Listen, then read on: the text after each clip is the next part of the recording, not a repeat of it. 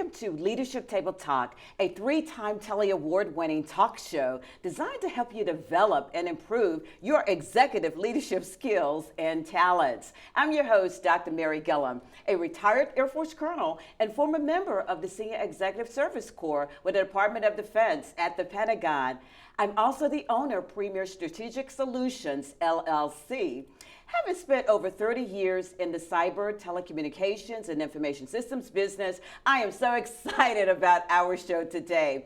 As a life member of AFCEA, I want to introduce you to this dynamic international association. So joining me in the studio is my dear friend, retired Air Force Colonel Michael Black, who is currently the Vice President for Defense at Headquarters AFCEA International, located in Fairfax, Virginia. So Colonel Black, welcome to the show. Well, thank you, Mary. It's good to see you again. So I want to begin by just reminding the audience that, this is actually your second appearance on the show, because I interviewed you a while back and we were talking about the White House Communications Agency. And that was the show that was actually nominated for, I believe it was 3 Telly Awards, and we actually won those. So I just want to thank you for participating in that interview. Well, thank you. Thank you for that opportunity. That was a wonderful experience and thoroughly enjoyed that. Absolutely. So as a refresher, can you just remind the audience of your background? Sure. Well, I'm Michael Black. I am a retired Air Force colonel, having served about 26 and a half years. I like to say 30 years if you count my 4 years at the Air Force Academy. I primarily did cyber or communications in the service for those 26 years, a wide variety of assignments, culminating at the White House, as we spoke about in the previous interview. Then I spent 10 years in the private sector as a chief operating officer for 3 different small businesses, basically helping those businesses garner contracts in professional services, primarily government contracting. And then here in July of last year, I came over to AFCEA International. Absolutely. That is wonderful, Mike. AFCEA was the first professional association that I actually joined when I was in the military. But I know a lot of people may not know about AFCEA, so can you just enlighten us as to what AFCEA is? Sure. We like to say that we are a thought leader organization. We are an advocate for the government and industry and academia.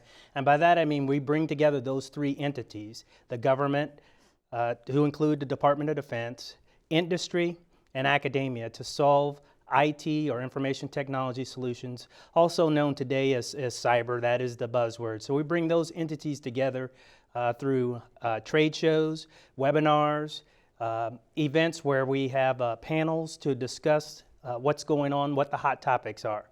Thought leader, sponsor. Oh, wonderful, wonderful.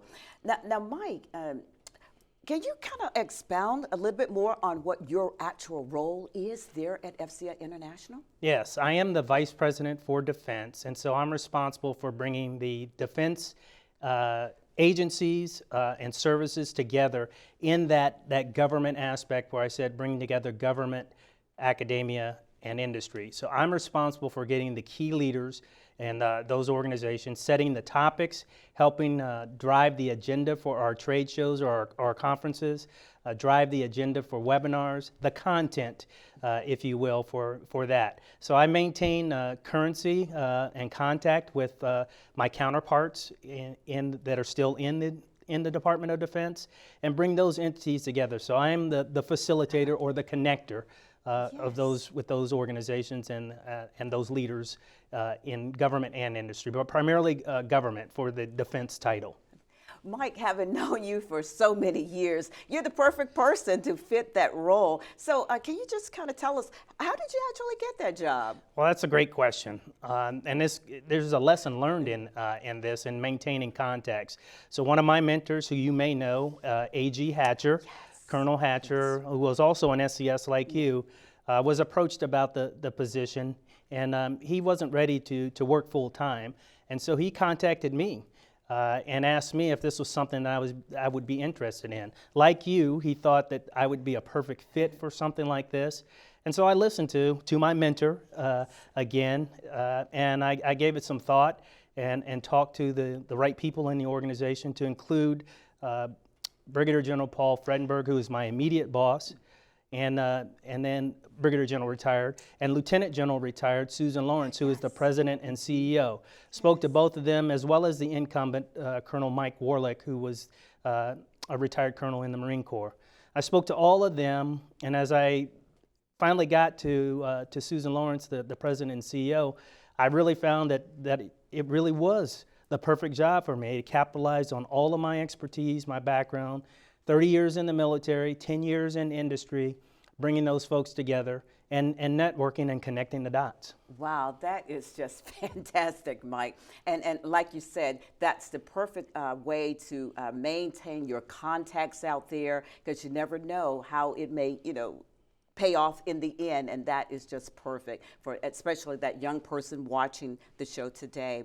And so, Mike, I want to ask you this, in terms of the size of AFCEA, can you kind of talk about that and who's actually eligible to join AFCEA? Well, yes, we have individual memberships, which number over 30,000, so 30,000 individual people that are members. And then we have corporate memberships from small businesses to large businesses. And we have 1,600 corporate members of the organization. So all of those folks are eligible, from the youngest E1 in the service to general officers, to folks that are in the private sector working in industry, both in these small businesses, these entrepreneurs, and large businesses, large integrators that do a lot of work with the Department of Defense or other government agencies. That characterizes the membership of AFCEA. Wow, Mike, that is really good. So let me ask you this. You were talking about the different events and so forth. Well, why is it important that people participate in coming out and stuff? Well, it's important, one, for on the industry side, they get to find out what's important or what the government needs. And so it's an opportunity where it's a widely attended event where they get to engage government and find out what the hot topics are, what keeps them up at night. It's also an opportunity for government to engage industry and let them know what they're looking for, what challenges they have. We have something called an innovation showcase where we allow industry to present abstracts and problem statements. Well, actually, the government present those to industry, and then industry answers those questions at our TechNet Cyber events. So they get a chance to produce solutions or ideas or maybe a way to solve a problem. So I think that's important for government and industry to continue to talk to each other, open the lines of communication, and really solve the problems that are challenges for the government. That is wonderful. Now, Mike, in terms of growing, young professionals and stuff like that, what is it that AFCEA does that help to grow those young leaders? That's a great question. So we are a professional organization.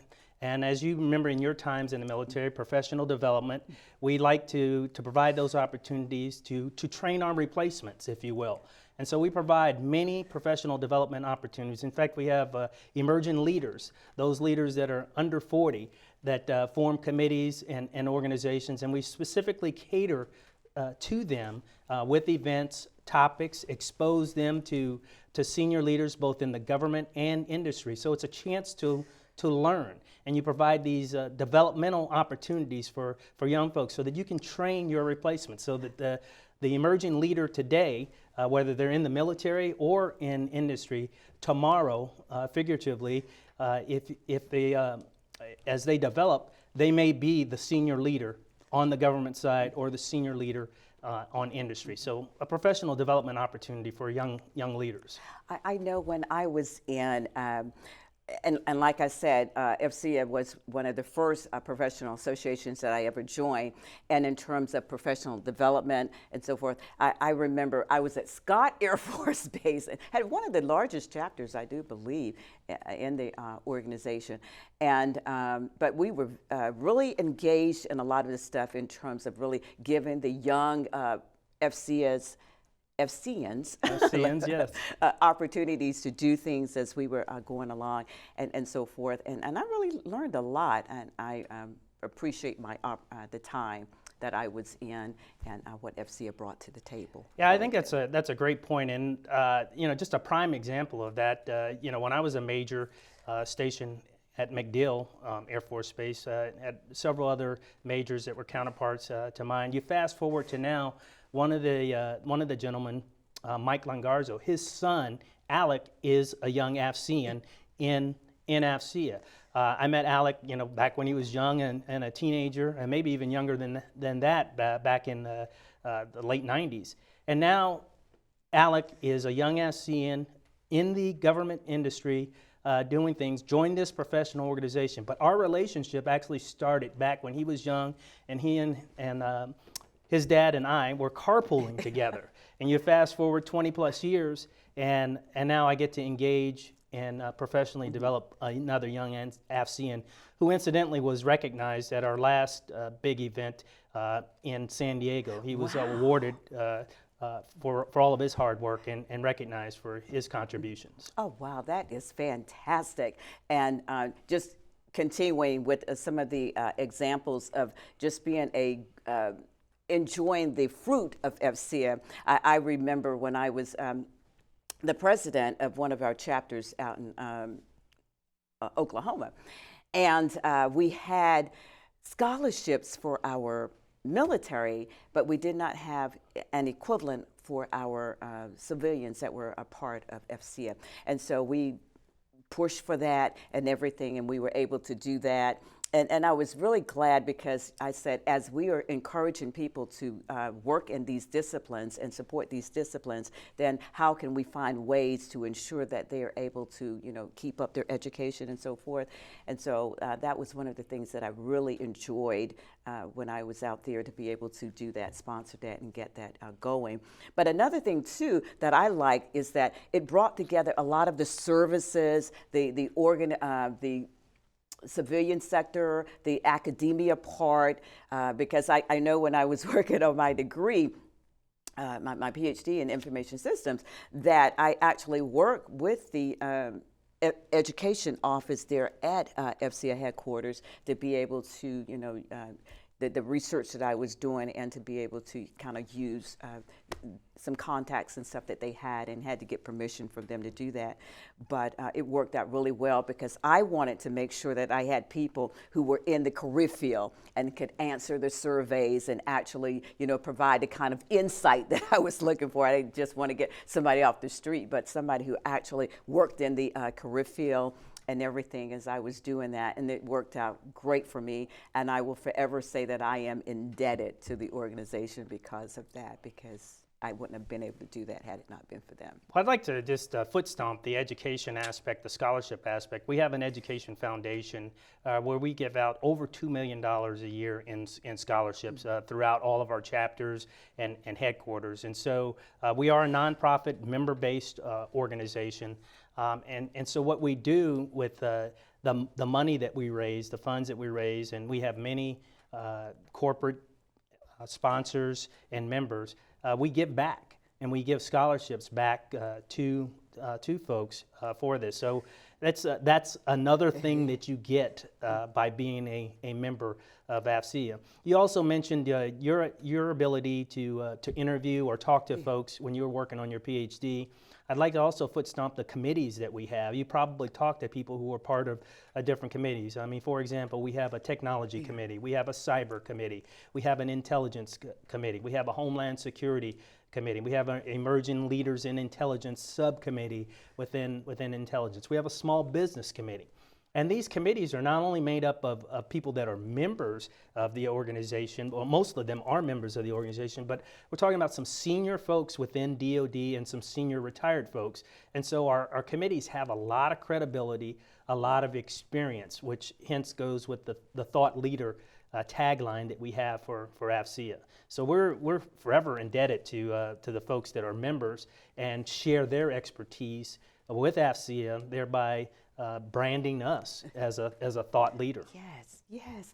Now, Mike, let me ask you, what are some of the various ways in which FCA chapters are addressing the different facets of government and defense contracting today? Can you Yeah, address that? so to expand, for example, chapters may have what they call industry days that are focused Yes. specifically Yes. on a service, where here in the Washington, D.C. area, you would hear Air Force IT Day or Yes. Army IT Day, or actually upcoming, I believe on the 21st of this month, is Space IT Day. And so a local chapter will put on an event for a day where they bring in guest speakers, both from the operational side of things and on the contracting side of things, or the acquisition side of things, for, again, a widely attended event where industry can engage government and government can engage industry. And you'll see all over the world, really, because we are international. Yes. Chapters hold these events. So you'll see hear about chapters in Europe, whether it's in Brussels or London Yes. or Czech Republic. They have events that are germane to activities that are going on in Europe, NATO focused, that kind of thing. Indo-Pacific in Hawaii, their chapters do a lot of engagement with the commands in the Indo-Pacific. That is outstanding. Let me go back and ask you this because I wanted to make sure I address this on the show. When it came down to the FCNs, we still have the FCN of the month Yes. recognition, right? Yes. Can you talk a little bit more about that? Yeah, we have an award-winning Signal magazine, Yes. which is basically our publication that's both available in print and digital. And each month we do recognize a young AFCEAN for their contributions. We also highlight in that magazine things that are going on in different chapters. We also highlight specific topics that are of interest to folks, whether I'll say a buzzword, zero trust. You Yes, hear that a yes, lot today yes. when you're talking about networking or quantum computing, those kind of things. We have those kind of discussions in our Signal magazine, but specifically you asked about young AFCEANs. They're recognized monthly in that magazine. And then there are other awards that we have that are annual that we will present at conferences, whether it's a St. Isidore Award for cyber, or a Copernicus Award that is Navy or Sea Service centric, or recognized and listed superior performers, as we did in our West 2023 event back in February. Now, Mike, can you talk about the different disciplines that are engaged in FCA? Yeah, so specifically, we talk about intelligence, information technology, and that's further broken down into cyber, both offensive and defensive, homeland security. And really, in anything that you do today, there is some sort of information technology, network centric type things going on, where people need a network to accomplish their mission. And so our activities focus around that, as well as our committees are subdivided in those specific areas. And all together, that brings what we do at AFCEA, and to include space. Wonderful. Now, I know that you guys have some conferences, I believe, that are coming up, and it looks like we have plenty of time to discuss that. So can you just kind of talk about that and just take your time and talk about that? So one specifically that we have coming up on the 2nd through the 4th of May is called TechNet Cyber, and that'll be held in Baltimore. And that is an annual conference that is done around the May timeframe in Baltimore. It primarily is centered around 3 organizations: the Defense Information Systems Organization, or DISA. And then this year we've added a focus with United States Cybercom, which is headquarters at Fort Meade, co-located there with DISA. Yes. And then the Department of Defense CIO, or DoD CIO, which is operates out of the Pentagon. So those 3 entities are together for this conference that we're having this year. And the theme for this conference is urgency of action, focused, aligned, and ready. And so if you think about the missions of those 3 organizations, there is an urgency of action, whether it's cyber, network protection, or operating the networks. And then they all have to to be focused, to do their job. They also have to be aligned because they are interdependent of each other. And then they have to be ready. I mean, that's what we do in the Department of Defense is we're ready. And so what are we doing with that? We have keynote speakers to include this year General Nakasone, the commander of U.S. Cyber Command. Army 4-star General is going to be our opening keynote for that. Followed by Lieutenant General Robert Skinner, Bob Skinner, the director of DISA, will also be given a keynote. And then there will be a fireside chat with the Honorable John Sherman, the DoD CIO, and our President and CEO, Lieutenant General retired Susan Lawrence. So those are, and then there'll be a couple other keynotes associated with that. So it's a 2.5-day conference. You have keynotes, which are big topics that folks are going to talk about. Then we have panels that will be related to some of those keynotes, where we'll bring together like the component commanders of Cyber Command, or maybe the primary cyber advisors from the services, or maybe another fireside chat of some sort. Then you'll have micro keynotes, which are smaller keynotes that may be done in theaters, so a smaller setting. And then you'll also have presentations in those theaters where, again, topics will be related to the major keynotes that we had, the micro keynotes that we had, some of the panels. You tie all that together.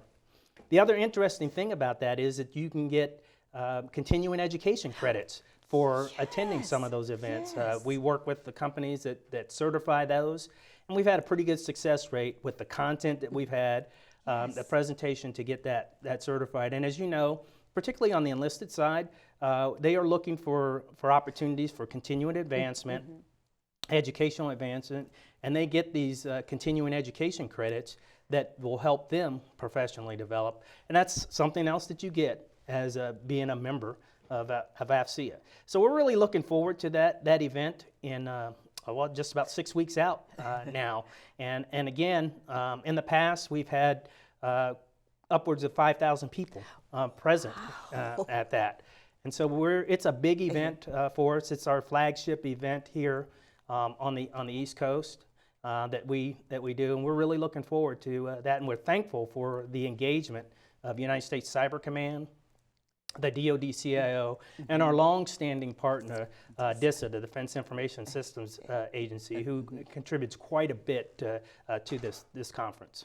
Oh man, that is so awesome. It just makes me want to go back in the military or something. This is just fantastic. So Mike, we've got plenty of time here left. So is there anything else that you would like to share with us or the audience about AFCEA International? No, absolutely. We're always looking for members of AFCEA, as I mentioned, the individual membership and the corporate membership, from the smallest business to somebody who's just starting a business to the large integrators. There's a lot of opportunity for these businesses to contribute and participate in supporting AFCEA, and they get things out of that. They get the opportunity to engage government and academia. They also get the opportunity to engage other people that are doing stuff like them. So you can pick up a partner, if you will, a primary contract or a subcontract based upon this partnership. And the business world, they call these leads. And so they get a lot of leads from our event. And so that's another advantage of becoming a member. I can hear the chatter from members as we are winding down our conferences, and I ask folks, how are you doing? How was the conference for you? And quite frankly, people say, well, it was great. I got significant amount of leads. I'm going to follow up with such and such on this, or thank you, I had the opportunity to talk to an operator or somebody, a decision maker within the Department of Defense or other government agency. And so not just paying your dues, you get something out of this. Tangible. And, yes. Very, very tangible. The networking opportunity, the relationships. I like to say relationships are important. Yes. I've said this before. The only difference between contact and contract is the R in contract, and that stands for relationships. And so your contacts can get you contracts if you have that right relationship with them. And so we are an organization that builds these relationships, and it's not just necessarily a monetary contract. I mean, that you can get out of that. Long-standing relationships, opening the doors. You know how long it takes sometime to get to see somebody, but if you know somebody who knows somebody, or you know the person, then that makes that access a lot easier. And then also with our events, our conferences, we provide that widely attended event. You mentioned the chapters. The chapters have events, and so you can drill down. So like if you're stationed at Scott Air Force Base, you can go to events at Scott that are focused on that particular mission. Who's doing what at Air Mobility Command or Transcom or DISA that is there. And if you're out on the West Coast and it's primarily Sea Service focused in San Diego, you can be a member of that chapter and find out what's going on with the DoD out there. We've got a Homeland Security event coming up in Atlanta in the summer. And so that's an opportunity to engage. So you can see there's many opportunities. When you think about where is AFCEA located, we're located where there's a lot going on. I mentioned the Air Force bases, I mentioned overseas, so there's a lot of opportunity for engagement. Oh man, this has been fantastic. I don't know where the time has gone because we could just go on and on and on. But I just want to thank you for taking the time out of your busy schedule to come and just educate us on what AFCEA International is all about. And I want to thank you, our listening audience, for watching our show today. Again, this is Dr. Mary Gillam from Premier Strategic Solutions, LLC. Thank you for watching the show, and I'll see you again next time. Bye-bye for today.